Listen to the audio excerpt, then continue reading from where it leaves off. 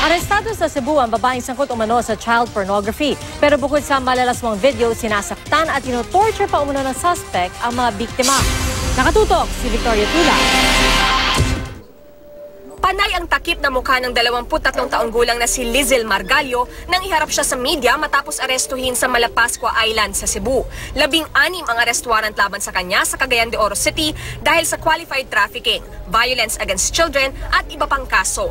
Si Margallo ang umano'y dating ka-live-in ng Australianong si Peter Scully na inaresto noong Pebrero 2015 sa Bukidnon. Sila umano ang nasa likod sa paggawa ng child pornography na binebenta online. Papangakuan ang mga batang may hirap na pag-aaralin at bibigyan ng magandang buhay, yun pala, paghuhubarin at pipiliting gumawa ng kalaswaan sa harap ng kamera.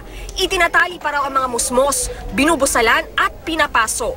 Meron daw biktimang 1.5 taong gulang pa lang. Minules siya, sinakal ng ilang ulit at pinaghampas ng sinturon habang nakabitin ng patiwarik. So eto yung mga bata na to, palaboy-laboy lang. Kinukumbinsi nila yung mga parents na ipa-adapt sa kanila yung mga bata. Sexually ina-abuse nila yung mga bata.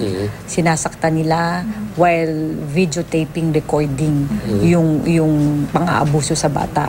In accordance with the instructions ng mga clients nila from abroad, like from Brazil, Germany, US.